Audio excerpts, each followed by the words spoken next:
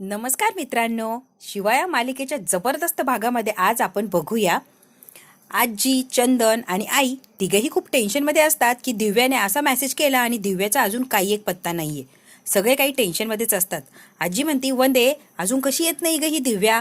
अहो आई, टेन्शन घेऊ नका, येईल बघा. आली तुमची दिव्या. आणि शिवानी घेऊन आली आहे तिला. काय गे दिव्या, असं वागतात का?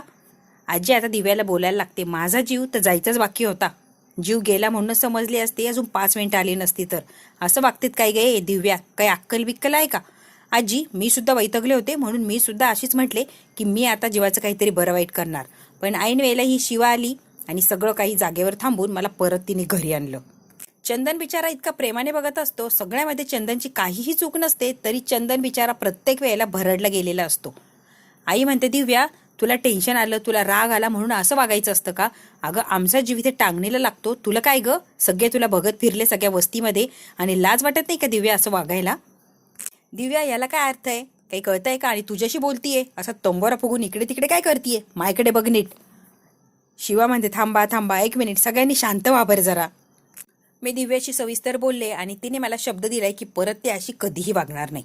शिवा, बाकीच्या गोष्टी सुद्धा त्यांना सांगा, त्यांच्या लक्षात राहिल्या पाहिजे. हो दिव्या, मी तू काय म्हटली ते सुद्धा त्यांना सांगतेय, जरा शांत बसता का? चंदन, यापुढे दारू प्यायची नाही आणि परत परत मला सांगायला लावायचं नाही. तू जर परत दारू प्यायला ना चंदन, तर माझ्याशी गाठ या, लक्षात ठेव. चंदन हो म्हणतो. दिव्या म्हणते, मला विश्वासच नाहीये याच्यावर. आजी म्हणते, हो तोच तर समजा घोळ आहे ना, हिला सख्या नवऱ्यावर विश्वास नाही, ही बाकीच्यांवर काय विश्वास ठेवणार? अशी कशी आहे ग ही दिव्या? आजी तू जरा शांत बस ना. चंदन इकडी आहे, चंदन इकडी आहे. चंदन बिचारा लगेच आलेला असतो. दिव्याच्या डोक्यावर हात ठेव आणि लगेच म्हण, यापुढे मी दिव्याची शपथ घेऊन सांगतो, कधीही दारू पिणार नाही किंवा दारू तर थेंबालाही शिवणार नाही. चंदन पटकन दिव्याच्या डोक्यावर हात ठेवायचा आणि लगेच शपथ घ्यायची. शिवा म्हणते, हात ठेव दिव्याच्या डोक्यावर, तरच मला विश्वास बसेन. चंदनने दिव्याच्या डोक्यावर हात ठेवलेला असतो आणि शपथ घेतो, आज नंतर कधीही मी दारूला हात लावणार नाही. दिव्याच्या चेहऱ्यावर इतका आनंद आलेला असतो की बस.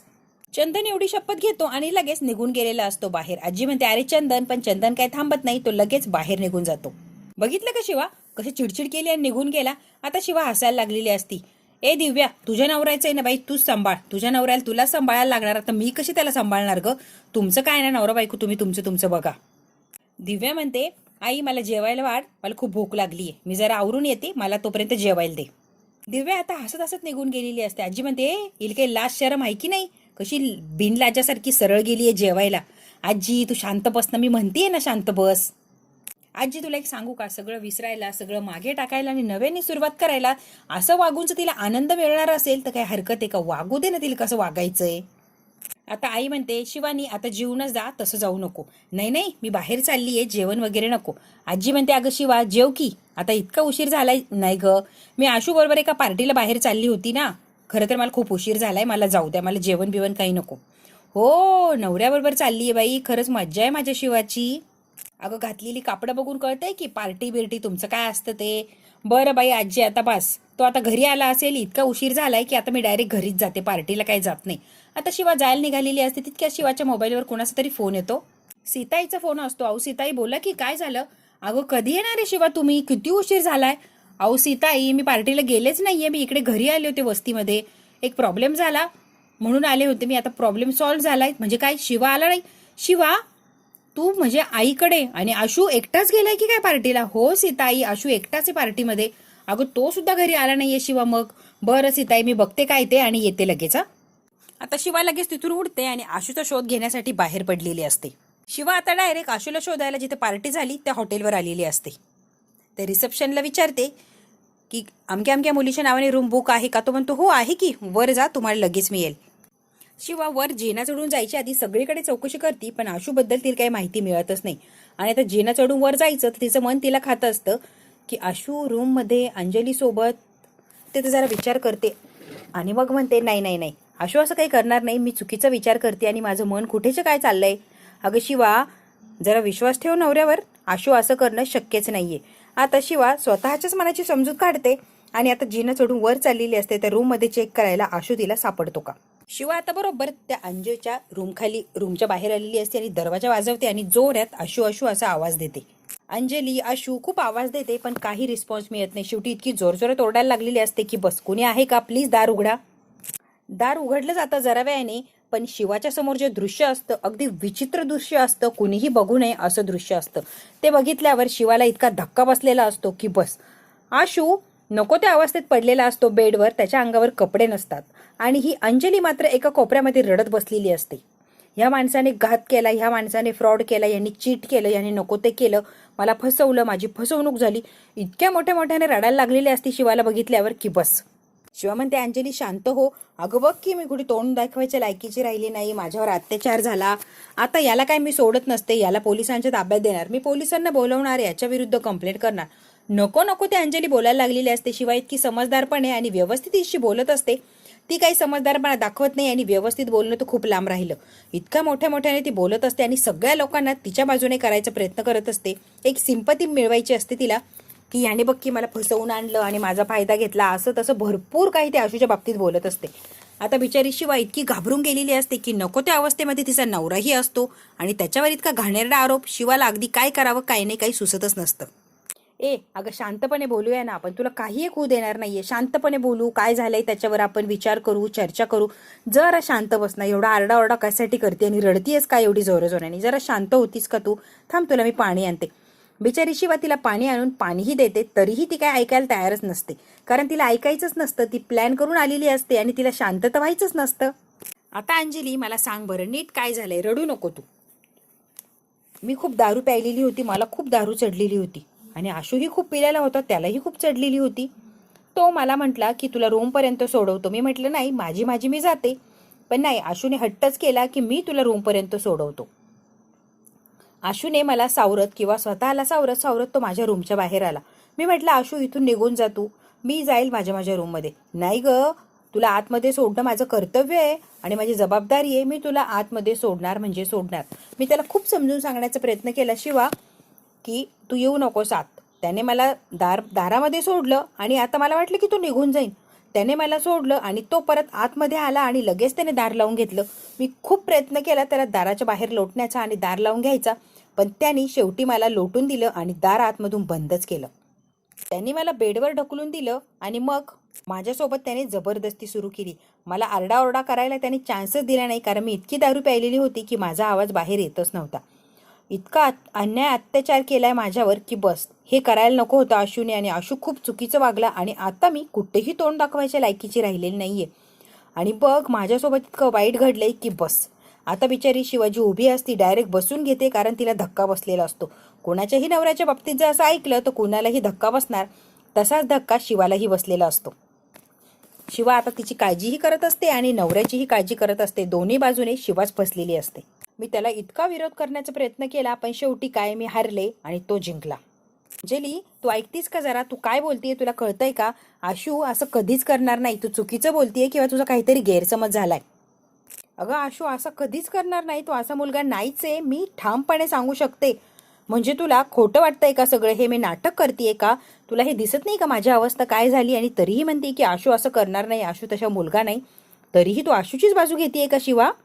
शिवा गुतत गुतत सारखी सांगत असते की शिवा मी स्वतः त्याची बायको सांगतेय की आशू असं करणार नाही, शक्यच नाही, कारण तो इतका चांगला आणि इतका सरळ मुलगा आहे की बस.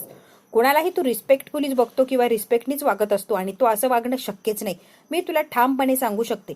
शिवा इतकी तिला समजून सांगण्याचा प्रयत्न करते, पण अंजलीला समजून घ्यायचंच नसतं, त्यामुळे ती समजून घेतच नसते. सारखी रडत असते, आरडाओरडा करत असते आणि आशूने कसं चुकीचं केलं हे तिला सारखी सारखी सांगत असते. शिवा सांगून सांगून थकते की तो करणार नाही. मला गॅरंटी आहे माझा आशू कसा आहे.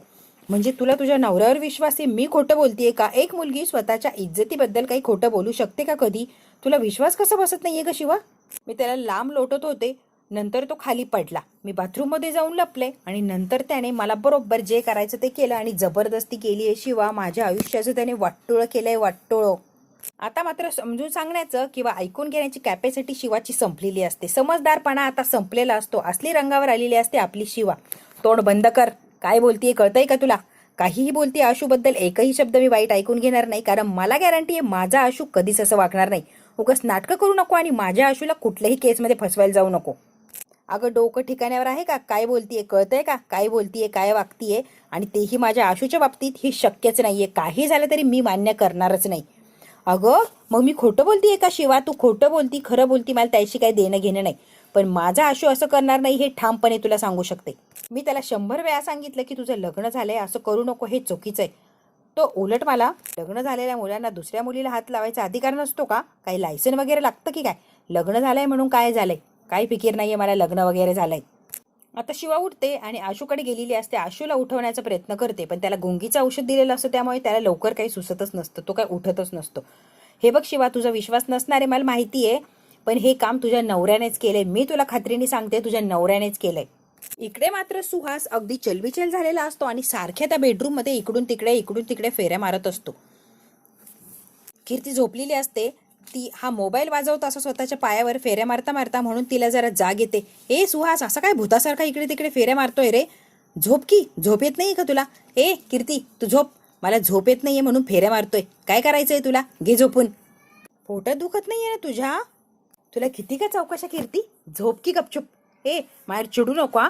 तुला किती का चौकशा काय म्हणतोय? मला चांगल्यासाठी विचारलं, प्रेमाने विचारलं की सुहास तुला काही त्रास होतोय का? पोटबीट दुखतंय का? माझ्यावर कसला ओरडतोय रे? कीर्ती म्हणते इथे फेऱ्या मारायचं नाही, तिकडे कुठे जरी जाऊन फेऱ्या मार, बावळट कुठलचा. झोपू दे मला, निघ इथून.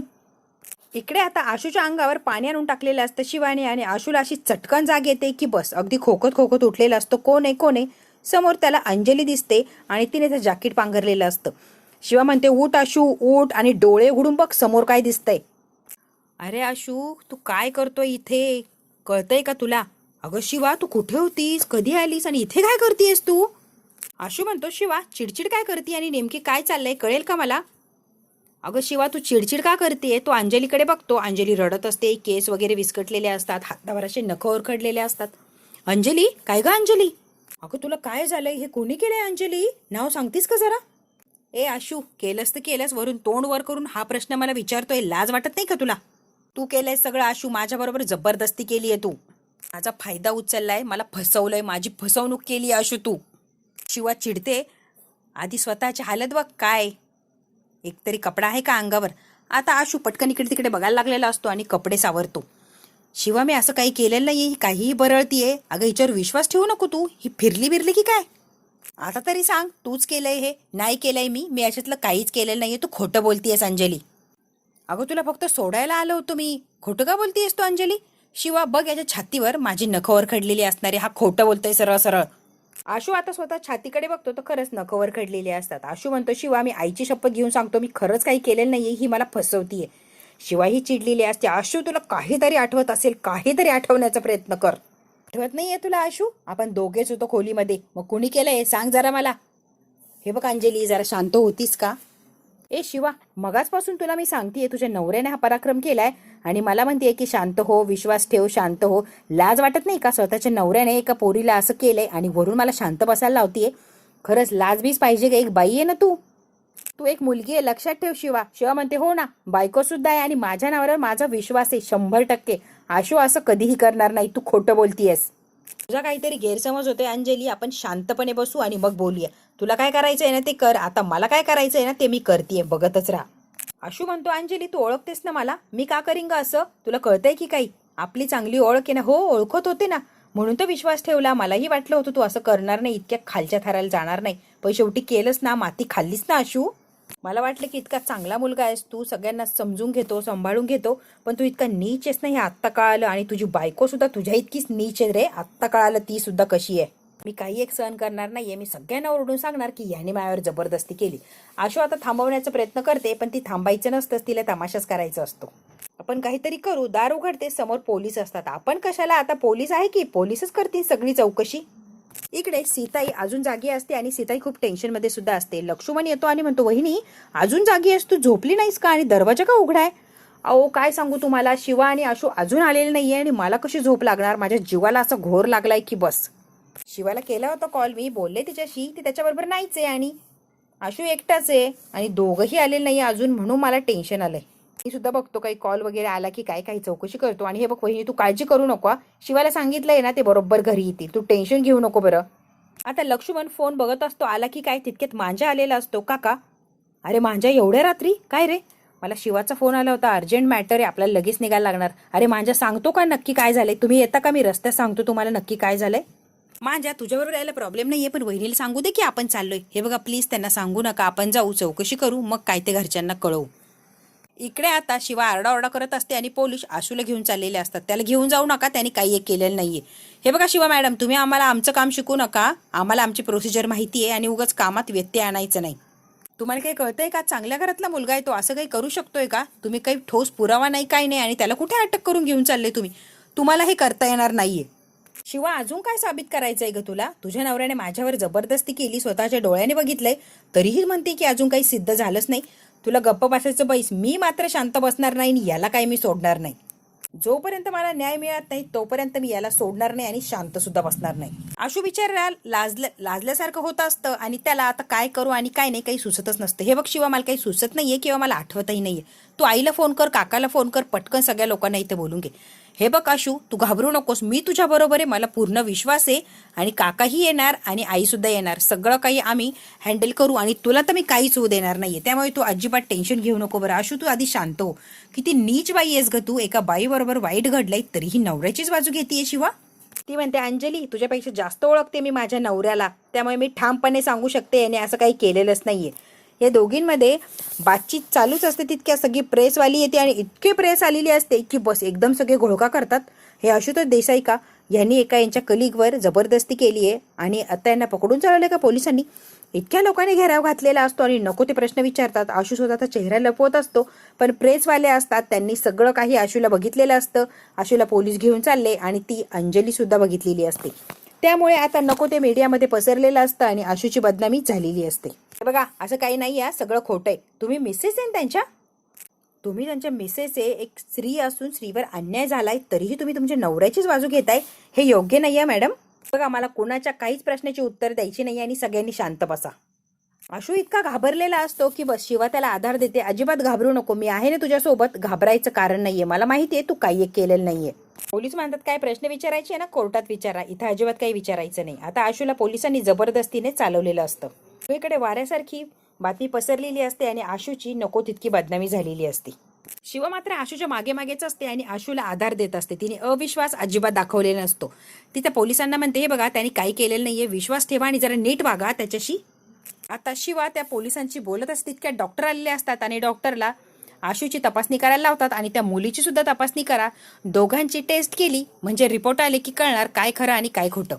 अंजली आलेली असते आणि डायरेक्ट यांच्यासमोरील म्हणते, वाटलं नव्हतं तुझी बायको आणि तू अशा असाल रे, माझ्यावर अन्याय अत्याचार केलाय आणि वरून तोंड वर करून सांगताय की आम्ही काहीच केलं नाहीये, लाज वाटत नाही का रे खोटं बोलायला?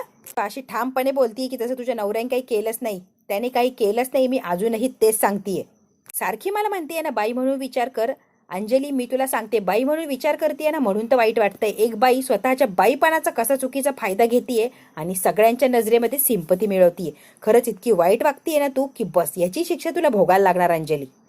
दरवेळेला पुरुषावरच आरोप केले जातात आणि स्त्रीला सिक्युरिटी केली जाते, पण दरवेळेला पुरुष चुकीचा असतो असं नाही, कळतंय का अंजली? घे ग याची बाजू, पण आता हा काही सुटत नसतो आणि मी त्याला सुटूच देणार नाही. अंजली जाताना चॅलेंज करते, नाही याला खडी फोडायला पाठवलं ना तर नाव लावणार नाही अंजली, आणि चॅलेंज करून अंजली तिथून निघून गेलेली असते. अंजली बाहेर जाते आणि काका लगेच आलेले असतात वकील घेऊन. आशू बाळा, हे काय आहे आणि काय चाललंय आणि काय अवस्था आहे? शिवा, याची अवस्था काय काय चाललंय हे सगळं? शिवाने सगळा घडलेला प्रकार सांगितलेला असतो लक्ष्मण काकाला. तुमच्या मुलावर सिरियस चार्जेस या, सिरियसली घ्या जरा. बेल मिळू शकते साहेब, चौकशी होईपर्यंत तो बेलवर सुटू शकतो ना? हो, सुटतोय की तोपर्यंत. शहर सोडून कुठेही बाहेर जायचं नाही. शिवा म्हणते तो कुठेच जाणार नाही कारण तो निर्दोष आहे. पळतात ते गुन्हेगार आणि हा निर्दोष, हा कुठेही जाणार नाही. दिसतात असं नसतं साहेब, लक्षात ठेवा. शिवा म्हणते, मी स्वतः प्रूव्ह करेन आशू निर्दोष आहे, आशूने काही एक केलेलं नाहीये.